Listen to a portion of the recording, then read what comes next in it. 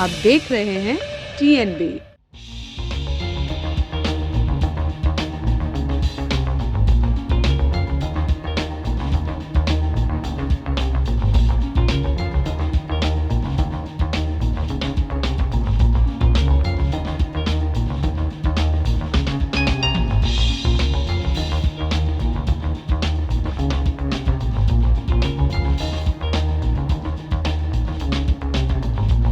BJP door to door canvassing कर रही है। लोगों के हम समिति तक जा रहे हैं। हर समिति पर 10-10 बैठकें हमने शुरू कर दी हैं।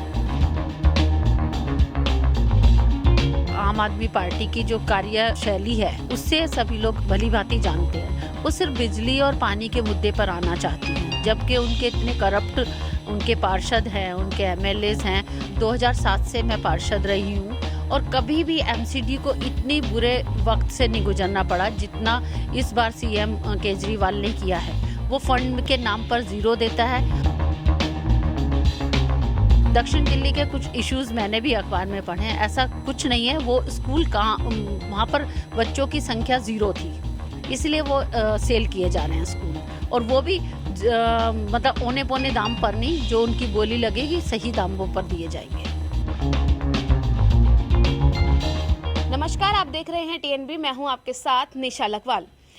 दिल्ली में MCD इलेक्शन जो हैं वो आने वाले हैं, जिसे लेकर तमाम तरह की जितनी भी राजनीतिक पार्टियां हैं वो तमाम तरह की तैयारियों में जुट गई हैं। बात करते हैं, ज़्यादा बातचीत के लिए इस वक्त हमारे साथ जुड़ी हैं सत्या शर्मा जी, जो न्यू उस्मानपुरा से मेयर रह चुकी हैं, जो अब गौतम पुरी बन गया है। जानते हैं उनसे कि दिल्ली में जो MCD इलेक्शन मैम होने वाले हैं, क्या कुछ तैयारियां बीजेपी की इस टाइम चल रही हैं? बीजेपी ने ग्रास रूट से तैयारियां शुरू कर दी हैं, और मैं आपको निश्चित तौर पर बताना चाहूँगी कि BJP door to door canvassing कर रही है। लोगों के हम समिति तक जा रहे हैं। हर समिति पर 10-10 बैठकें हमने शुरू कर दी हैं। तो मैं तो ये कहूँगी कि बीजेपी की तैयारी अच्छी है और वो इस बार भी विनिंग होगी MCD में। हम सब जानते हैं मैम, पिछले 15 साल से जो है बीजेपी MCD में काबिज है दिल्ली की।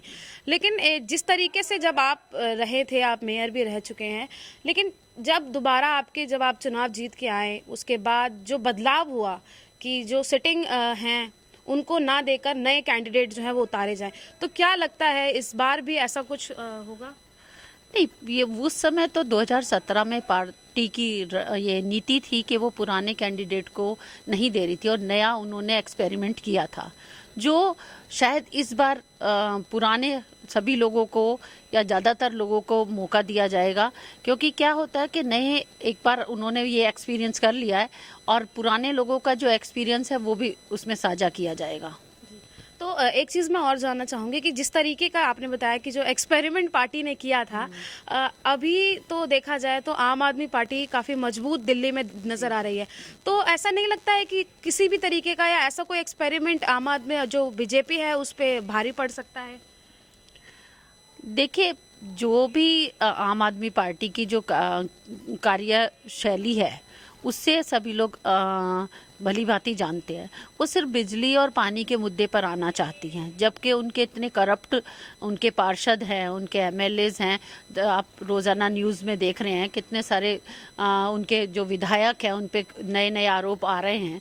तो मुझे नहीं लगता कि ज़मीनी हकीकत को लोग नज़रअंदाज करेंगे। और जहाँ तक निगम की बात है, वहाँ पर लोग आपके अपने वजूद पर पार्टी जिंदा रहती है, और आपकी पार्टी का आपका पहचाना हुआ चेहरा लोगों में होना चाहिए। वहाँ पर ये नहीं देखा जाता कि आम आदमी पार्टी का ये विधायक कैसा है या ये पार्षद कैसा है। आपकी अपनी पहचान होनी चाहिए। आम आदमी पार्टी भ्रष्टाचार मुक्त का नारा लेकर इस बार उतर रही है, क्या कहेंगे? मैडम, ये तो हर बार आपने देखा होगा, जब वो यहाँ पर जंतर मंतर पर धरने पर बैठे थे तब भी उन्होंने यही नारा दिया कि हम भ्रष्टाचार खत्म कर देंगे। क्या वो हुआ? वो बिल्कुल नहीं हुआ। आप देखेंगे उनके ज़्यादातर MLA किसी न किसी भ्रष्ट उसमें फंसे हुए हैं, और उनके पार्षद भी आप तो जगह जगह जाकर देख रहे हैं, और रोजाना हर रोज़ नया एक स्कैंड आता है, और वो भ्रष्ट पार्षद हो या MLA हो। तो मैं नहीं मानती कि उनका ये इस बार चल पाएगा। लेकिन आम आदमी पार्टी जो है वो अभी भी मतलब लगातार ये आरोप लगा रही है कि जो बीजेपी एमसीडी इस टाइम जो है एमसीडी में बीजेपी काबिज है और जो दिल्ली की जो एमसीडी की जगह है उन्हें अपनी मनमाने तरीके से बेच रही है और औने पौने दामों पे जो है वो बेचे जा रहे हैं। मैम, ये सरासर आरोप गलत है, क्योंकि 2007 से मैं पार्षद रही हूँ और कभी भी एमसीडी को इतनी बुरे वक्त से नहीं गुजरना पड़ा जितना इस बार सीएम केजरीवाल ने किया है। वो फंड के नाम पर जीरो देता है और जैसा भी आज लोगों की मतलब जो एमसीडी में कर्मचारी उनकी सैलरी तक नहीं आई है। तो आप देखेंगे जितना भी फंड उनके पास रुका हुआ है उन्होंने आज तक रिलीज नहीं किया है और वो कहते हैं कि हम ज़मीन बेच रहे हैं।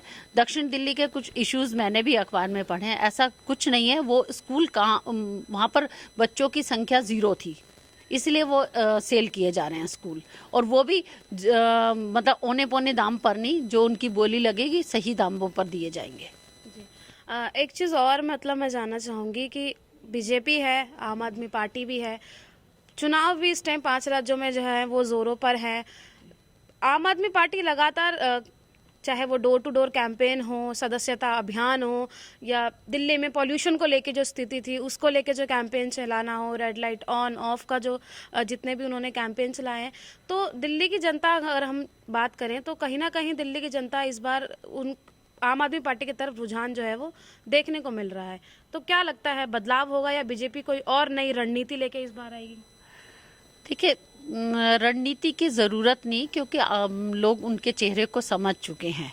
जो उन्होंने रेड लाइट पे ऑन ऑफ का जगह, वहाँ पे 8-8, 10-10 लोग हैं जिनकी ज़रूरत नहीं है। पॉल्यूशन आज भी बरकरार है, आज भी 300 से प्लस ऊपर पॉल्यूशन है। तो उन्होंने जो भी किया है, मुझे नहीं लगता उन्हें मतलब लोगों को वो बात पता नहीं है। पानी उतना ही गंदा आ रहा है आज भी। जहाँ तक उनका आप देखेंगे कि रोड्स पे, उनके सारे रोड्स पे अभी भी गड्ढे हैं। आप जाइए कृष्णा नगर, कांति नगर, सब रोड्स टूटी पड़ी हैं। तो मुझे नहीं लगता कि लोगों को ये बात मालूम नहीं है। और जो भ्रष्टाचार की बात करते हैं तो उनके खुद के नेता इतने भ्रष्ट हैं, वो हमेशा दूसरों के किए हुए काम को अपना बताते हैं।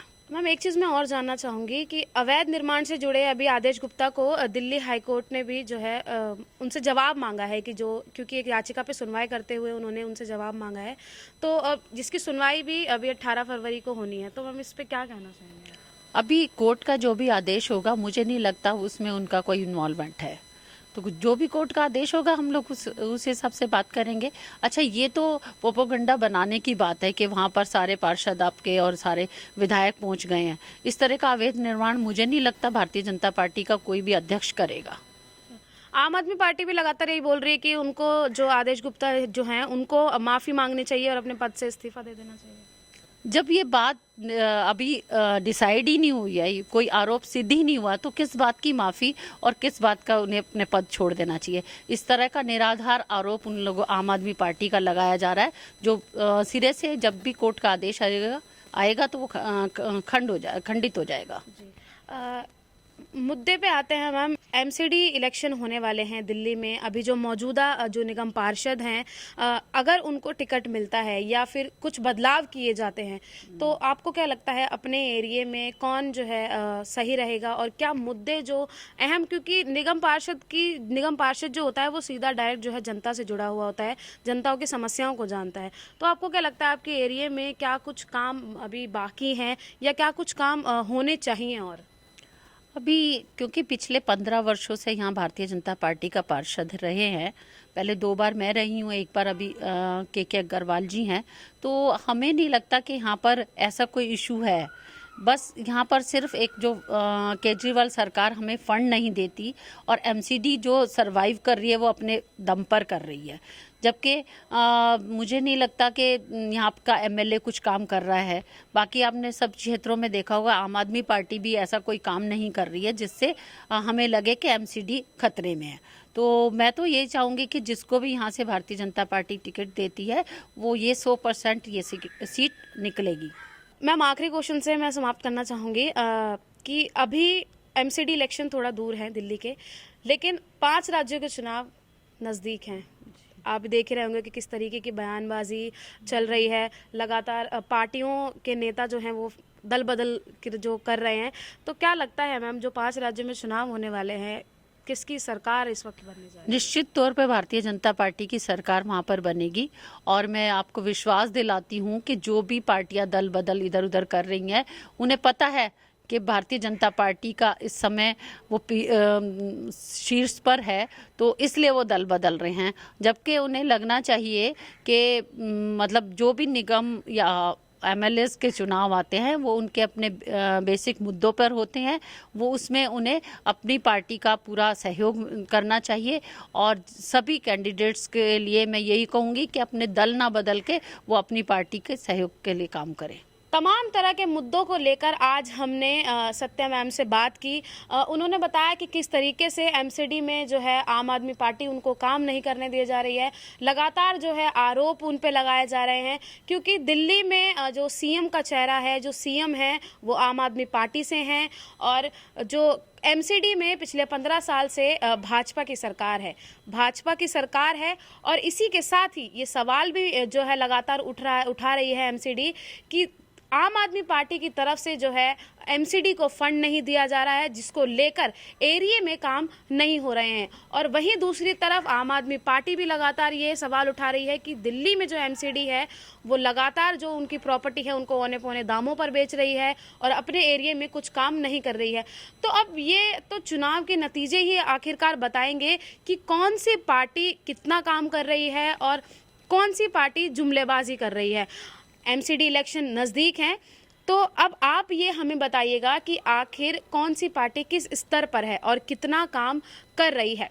फिलहाल के लिए बस इतना ही। आप देखते रहिए टीएनबी। धन्यवाद। हमारे नए अपडेट्स पाने के लिए हमारे चैनल को सब्सक्राइब करें और बेल आइकन पर क्लिक करें। साथ ही हमारे वीडियोस को लाइक और शेयर करना ना भूलें।